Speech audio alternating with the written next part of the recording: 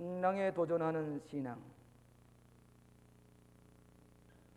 여러분께서 이 예수님이 세상에 계실 때에 행하신 기적을 살펴보게 되면은 대개 몇 가지가 있는 거니 신약성서에 기록된 것이 37가지가 됩니다. 그 기적을 세 종류로 분할하게 되면은, 첫째는 앓는 사람을 고치신 치유의 기적이고, 또 하나는 죽은 사람을 살리신 부활의 기적이고, 또 하나는 자연을 변화시킨 기적입니다. 그것은 풍랑을 잔잔케 하셨다든지, 물로 포도주를 만드셨다든지, 또 바다에서 고기를 많이 낚게 하셨다든지, 무화과나무를 저주할 때 말라버렸다든지, 그런 기적이 자연을 변화시킨 기적이라 그렇게 볼 수가 있는데, 갈릴리 호수의 풍랑을 잔잔케 하신 기사가 두 곳이 나옵니다. 하나는 예수님께서 제자들과 같이 배를 타고 가시다가 풍랑을 만났습니다. 예수님 피곤하셔서 고물을 베개로 하고 주무시는데, 그 풍랑을 이기지 못해서 주무시는 예수님을 깨웠습니다. 예수님이 일어나셔서 바람과 바다를 꾸짖으시니 잔잔하게 되었다 그랬습니다. 두 번째로는 오늘 본문에 있는 말씀인데, 제자들을 먼저 배를 타고 건너게 하시고 예수님은 홀로 산에 올라가서 기도를 하시게 됐습니다. 이 제자들이 배를 타고 가다가 밤중에 풍랑을 만났습니다. 새벽이 되도록 풍랑을 이기지 못하고 고난당하는 것을 보시고 예수님이 산에서 기도하시다 말고 그 풍랑 만나서 고생하는 제자들에게 바다 위로 걸어서 가까이 왔습니다. 그리고는 베드로가 물 위로 걸어오게 하시고는 다시 배를 타실 때에 풍랑이 잔잔하게 되었다. 그래서 제자들이 거기에 예수님 앞에 무릎을 꿇고 절을 하면서 주님은 참으로 하나님의 아들이로소이다 하고 경배했다고 하는 기사입니다. 바로 이 기사는 보리떡 5 물고기 2마리로 5,000명을 먹이고 12가지 남는 그 기사 직후에 이 말씀이 기록되어 있습니다. 왜 예수님은 제자들을 억지로 바다 건너편으로 건너가라고 했는가? 이렇게 성서 주석가는 말하기를, 갑자기 예수님께서 군중들에게 보리떡 5 물고기 2마리로 배불리 양식을 공급해 주는 기적을 일으킬 때에 굶주려 있고 로마의 식민지하에 있던 이 이스라엘 사람들은 이 예수님을 이 이스라엘의 대통령으로 삼을 것 같으면은 경제 문제가 해결이 되고 로마의 식민지에서 해방이 될 것이라고 하는 기대감을 가지고 예수님을 왕 삼자고 하는, 임금 삼으려고 하는 데모가 일어나게 됐습니다. 만약 제자들 거기에 합세했을 것 같으면은 일시에 이 군중의 무리들이 예수님을 이 대통령 삼자고 하는 혁명운동이 일어날 것과 같은 그런 모습을 보고 예수님은 군중을 흩어서 집으로 돌려보내고, 또 제자들은 억지로 배를 타고 건너편으로 건너가게 하시고 예수님은 홀로 산에 올라가셔서 기도를 하시게 되었다 그랬습니다. 우리 예수님은 저 유대 나라의 조그만 나라의 대통령이라 되기 위해서 오신 분이 아니라 전 인류를 죄에서부터 구원하시기 위해서, 참 자유를 주기 위해서 오신 메시아의 직분을 알지 못하는 이 우매한 군중들은 혁명을 일으키려고 하는 위험을 보고 예수님께서는 군중을 보내시고 제자들을 배를 태워서 바다 건너편으로 가게 하시고, 이럴 때마다 예수님은 홀로 산에 올라가셔서 하나님과 교제하시고 영적인 새로운 능력을 얻기 위해서 기도하려고 밤새도록 올라가셔서 기도하셨다 그랬습니다. 배를 타고 가던 제자들이 큰 풍랑을 만나서 그 거슬러 올라가게 될 때에 이 어부들은 풍랑을 잔잔케 할 만한 그런 아주 베테랑급의 어부들입니다. 그렇지만은 도저히 풍랑이 이길 수가 없게 되었습니다. 내려다보고 계시던 주님은 바다 위로 걸어서 그 풍랑을 만나 고생하는 제자들의 배로 가까이 갔습니다. 새벽녘에 예수님께서 바다 위로 걸어오신 걸 보고 이 제자들은 너무 깜짝 놀라서 유령이다, 이 귀신이 오는 게 아니라 그래서 소리 질렀습니다. 그때 예수님께서 하시는 말씀이 내니 두려워 말라, 나 예수다, 두려워 말라 그랬습니다. 그러니까 이 베드로가 주님이시거든 나를 불러서 나도 이 물 위로 걸어오게 하소서 했습니다. 오라 그랬습니다. 베드로가 물 위로 뛰어들었습니다. 얼마쯤 걸어가다 보니까 풍랑을 보고 바다를 보게 될 때에 두려운 마음으로 다시 바다 위로 빠져들어가게 될 때에 주여 나를 구원하소서, 예수님 나를 구원하소서 소리 질 때에 예수님께서 그 베드로의 손을 잡으시고 구원해 주셨습니다. 그리고는 그 배에 올랐을 때에 풍랑이 잔잔하게 됐습니다. 그때 제자들이 예수님을 보고 도대체 이분이 과연 하나님의 아들이시라고 하는 것을 그들의 고백을 하면서 그 앞에 절을 하고 경배했다고 하는 말씀이 옳습니다. 오늘 여러분은 얼마나 많은 풍랑을 여러분이 직면하고 있습니까? 어떤 분이 삶의 풍랑이 너무 거세기 때문에 스스로 포기하고 좌절하고 물속으로 빠져들는 것 같은 좌절과 실망과 고통 속에 살아가는 우리들에게 풍랑을 이기도록 우리에게 교훈하시는 진리의 말씀이 이 속에 있는 것을 우리는 찾아보게 되는 것입니다. 우리나라에 일어나고 있는 정치적인 풍랑, 경제적인 풍랑, 앞으로 1년 내에 우리나라의 경제가 어떻게 될 것인가 경제인들이 몹시 걱정하고 있습니다. 오늘 민주화라고 하면서도 사회적인 도덕적인 타락과 이 혼란을 어떻게 할 것인가, 이 풍랑을 어떻게 이길 것인가, 가정에 일어나는 풍랑, 자식들 때문에 당하는 풍랑, 때로는 이 자식들이 잘 공부할 줄 알았는데 몇 해 지나고 보니까 이들이 술, 담배를 하고 자기도 부모도 알지 못하는 엄청난 일을 범하고 있는 것을 보게 될 때에 이 가정으로 파고드는 이 풍랑 어떻게 이겨낼 것이라고 하는 것입니다. 대개 우리 삶의 풍랑은 두 가지로 분류할 수가 있는데, 하나는 우리들의 자신 때문에 오는, 우리들 때문에, 우리들 까닭에 오는 풍랑입니다. 우리의 어리석음 때문에, 우리의 게으름 때문에, 우리의 실수 때문에, 우리의 범하는 죄 때문에 이 풍랑을 자초하는 풍랑이 있습니다. 이를테면 여러분 잘 아시는 요나와 같은 사람은 다시스로 가라고 하는데 주님의 명령에 불복종할 때에 큰 풍랑에 만났은 고기배 속에 들어갔습니다. 사흘 동안을 고기배 속에서 고생하다가 나오고 풍랑 속에서 주님의 명령에 불복종할 때에 큰 풍랑을 만났습니다. 요나는 자기 때문에 오는 풍랑인 것을 알게 됐습니다. 오늘 운전 부주의로 말미암아 교통사고로 생명 잃어버린 것, 그건 우리의 부주의 때문입니다. 우리의 불찰 때문입니다. 담배를 많이 피워서 폐암을 가져오게 하는 것, 우리의 실수 때문입니다.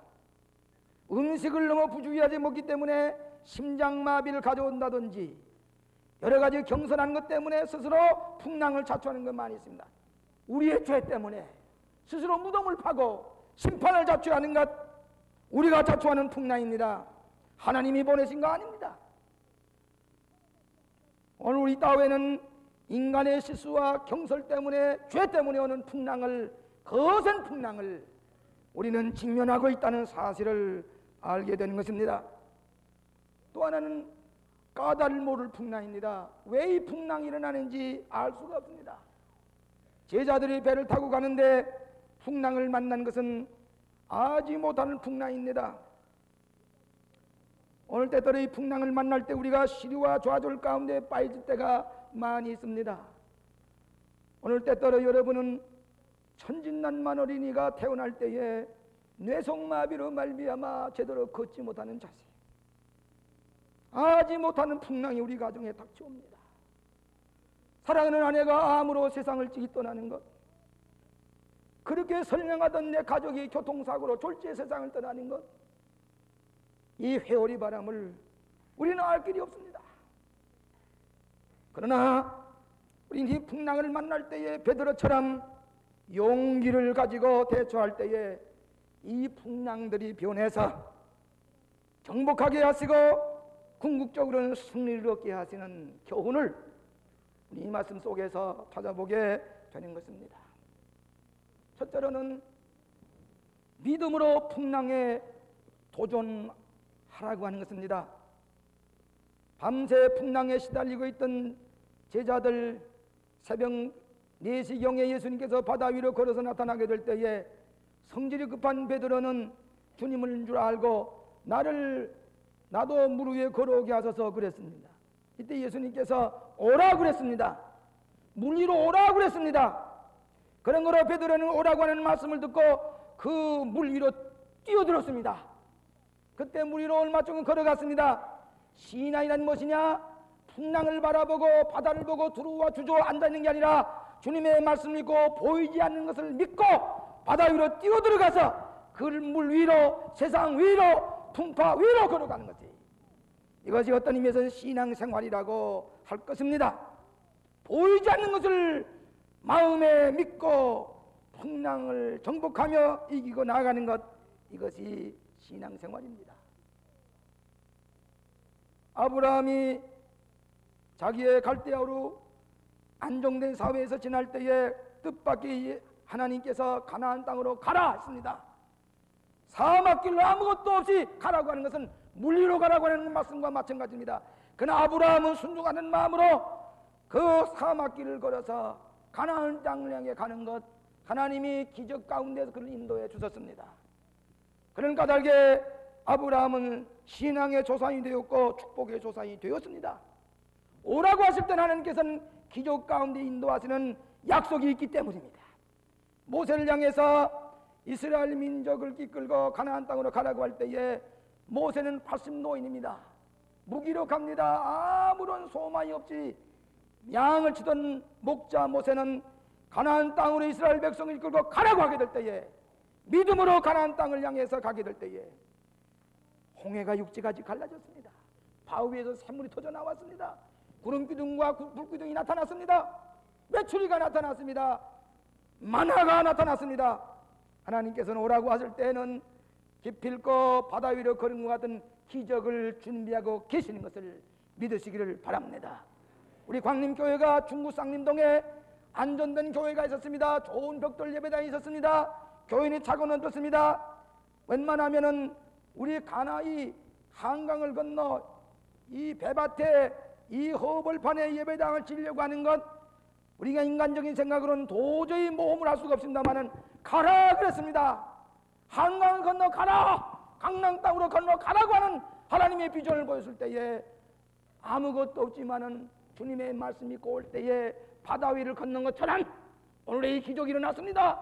5만 성도가 생겼습니다. 세계교회가 바라보는 능력의 재단이 된 까닭은 이것이 바로 바다 위로 걷는 기적을 우리에게 약속해 주시고 우리의 신앙을 성장시키시고 우리로 하여금 축복의 기회로 삼으신 것을 믿으시기를 바랍니다.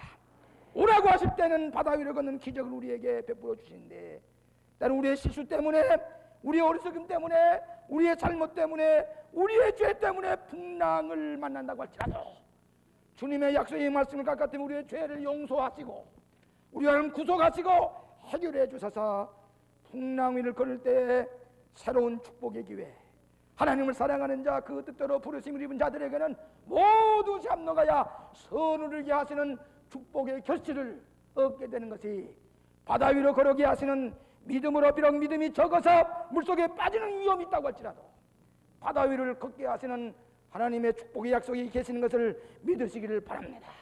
이것이 믿는 사람의 궁극적인 승리의 대가를 볼 수 있는 물 위로, 풍랑 위로 걷는 믿음의 생활인 것입니다. 두 번째로는 풍랑 속에서만이 주님의 손을 붙잡을 수가 있습니다. 여러분, 베드로가 물 위로, 바다 위로 뛰어들었기 때문에 풍속에 빠져들어간다고 할지라도 주님이 가까이 계시는 주님의 손을 붙잡았습니다. 안전하게 배 그대로 일어서더라면 주님의 손을 붙잡을 수 없을 것인데, 물속에 모험적으로 뛰어들 때에 비록 풍랑에 빠져들어간다고 할지라도 가까이 계신 주님께서 베드로의 손을 붙잡아 주신 것처럼 물속에 뛰어들 때에, 풍랑 속에 뛰어들 때에 주님은 가장 가까이 계셔서 우리의 필요와 요구를 하시고 붙잡아 주시는 예수님이 가까이 계시는 것을 믿으시기를 바랍니다. 내게 오는 자는 내가 결코 내어 쫓지 아니하리라. 내게 오는 자는 내가 결코 내어 쫓지 아니하리라. 비록 사망의 음침한 골짜기로 다닐지라도 해받음을 두려워하지 아니하면 주께서 나와 같이 계심이라. 내가 세상 끝날까지 너희와 함께 하시리라.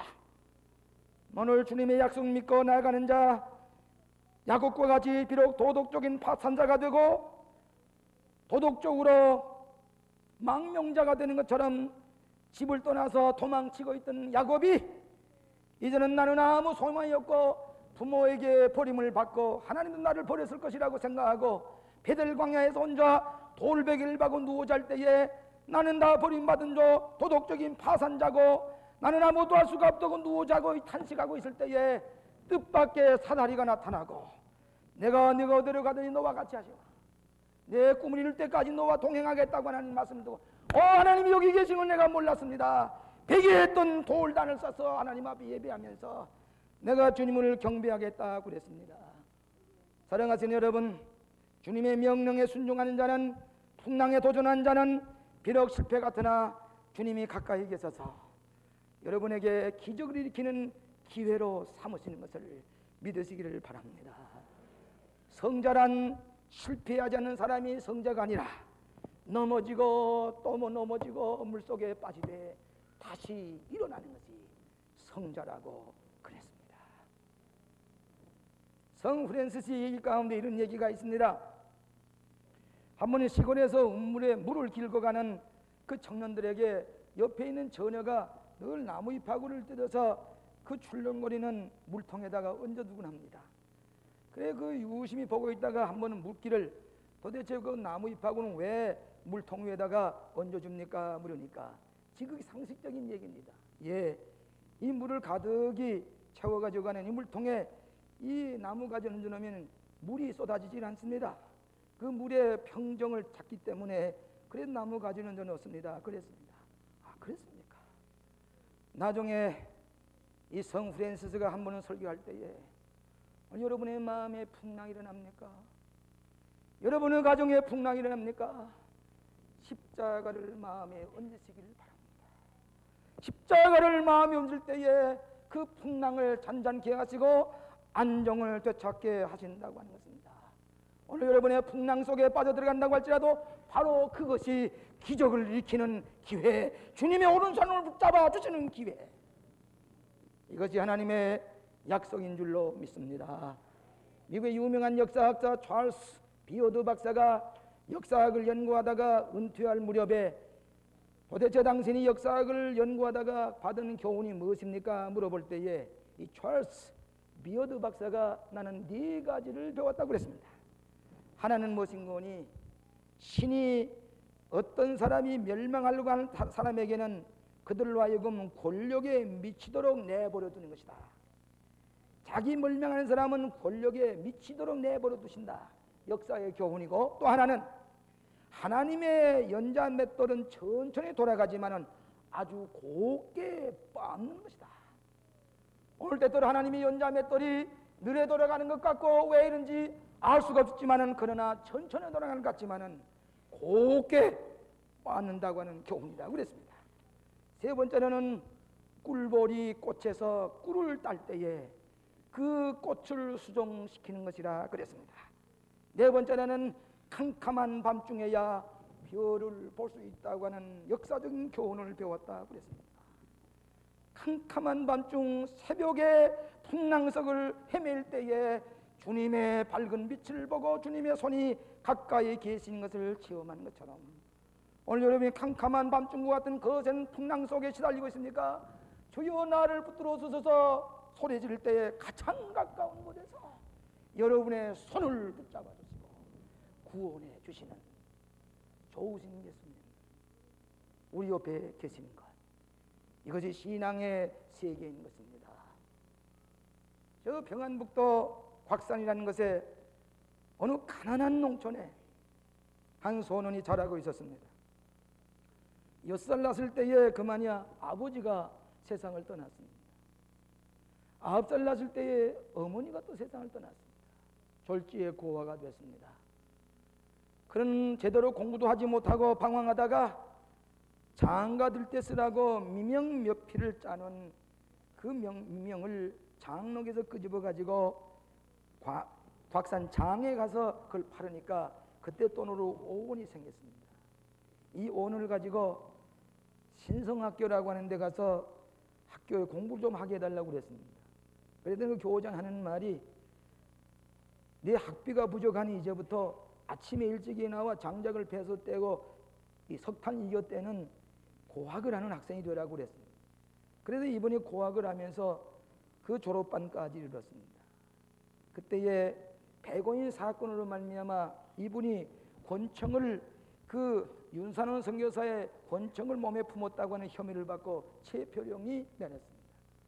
그래서 예배를 보다 말고서 개구멍 바지로 도망을 가서 저 운산 묵진 광산촌에 들어가서 깊은 갱도 속에 들어가서 광석을 캐는 사람이 됐습니다. 그렇지만 낙심하지 않았습니다. 하나님의 나를 이 땅에 보내신 것은 하나님의 계획이 계시는데 나는 기필코 이 어려움을 뚫고 위대한 존재가 될 것이고 위대한 지도자가 될 것이라는 굳은 신념을 가지고 그 갱도 속에서 그 광석을 캐면서도 낙심하지 않았습니다. 그 다음에 거기서도 체포령이 내려서 저 시골에 가서 엿거리를 이고 다니면서 엿을 잘라 파는 엿장사가 됐습니다. 그렇지만 그 마음속에 예수님을 붙들고 이 풍랑 속에 나는 이겨내야 할 수 있다고 하는 확신을 가지고 예수님 앞에 기도하면서 노력한 결과 마침내 저 졸업반에 가서 졸업장을 몰래 타가지고 그 교장님 인도하는 대로 저 청도라고 하는 중국 땅에 가서 영국 사람이 경영하는 영어 공부를 하고 미국에 유학을 떠나게 됩니다. 미국에 갔습니다. 대학을 졸업하고 예일 대학에서 개신교 학사를 연구해서 PhD 학위를 하고 돌아왔습니다. 연세대학교 연희전문의 교수가 되고 나중에는 연세대학교의 총장이 된 백낙준 박사가 바로 그분입니다. 오늘 갖가지 풍랑이 있다고 할지라도 주님은 나를 버리지 않는 걸 믿고 어려울 때마다 주님 앞에 손을 내밀고 나를 구원하사 왔을 때에 이 백낙준 박사처럼 바다 위를 걷고 풍랑을 이겨내는 승자가 되는 것이 하나님의 섭리인 줄로 믿습니다. 우리는 풍랑에 시달리고 쓰러지는 자가 아니라 물속에 빠지는 자가 아니라 풍랑 위를 거슬러 올라가는 승자가 되는 것이 신앙의 사람인 줄로 믿습니다. 마지막으로 승리하게 하신 주님께 예배하여야 되겠습니다. 이 베드로와 함께 주님이 배에 오르셔서 그 풍랑을 잔잔케 하실 때에 제자들은 엎드려서 진실로 하나님의 아들이로소이다 하고 예배 드렸다고 그랬습니다.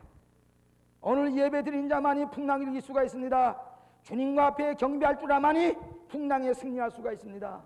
오늘 매주 여러분이 주님 앞에 나와 모든 풍랑을 이기시고 부활하신 주님 앞에 예배하는 자, 하나님께서 앞으로 닥칠 풍랑도 이기게 하시는 능력을 우리에게 주시는 것을 믿으시기를 바랍니다. 예배하는 자만이 승리할 수가 있습니다. 요한 웨슬리 선생이 미국에 선교사로 갔다가 태서양 그 풍랑 중에 그 배에서 고생하게 될 때 보니까 모라비안 교도들이 모여서 찬송을 부르고 기도하고 예배를 드립니다. 근데 이 웨슬리는 두려워 떨면서 이제 안절부절하고 있는데 그 모라비안은 그 풍랑 속에서 찬송을 부르면서 예배를 드립니다. 웨슬리는 큰 감동을 받았습니다. 알고 보니까 이 모라비안 교도들은 이 풍랑 중에도 우리 주님이 풍랑을 잔증할 주님이 같이 계시는데 두려워할 것이 뭐냐? 예배하겠습니다. 오늘 사랑하시는 여러분, 아무리 어렵다고 할지라도 주일마다 부활하신 주님 앞에 예배하는 자만이 여러분의 앞으로 풍랑을 이길 수 있는 능력을 주시는 줄로 믿습니다. 풍랑을 이긴 자는 주님과 함께 이겨야 됩니다. 주님의 인도를 받아야 됩니다. 여러분의 재주는 풍랑에 빠질 수밖에 없습니다. 중미에 가게 되면 페나마 운하가 있는데 태서양과 태평양 사이를 이제 운하를 판 유명한 파나마 운하입니다. 50마일가량 되는데 운하에 그 배가 들어서기만 하면 돌아설 수도 없습니다. 그냥 그 운하에 들어서서 자기 엔진으로 가는 게 아닙니다. 바닷물을 높이 올렸다가 그놈을 낮추면서 그 바닷물의 수면에 의해서 그 바닷물에 따라서 이동해 가는 것입니다.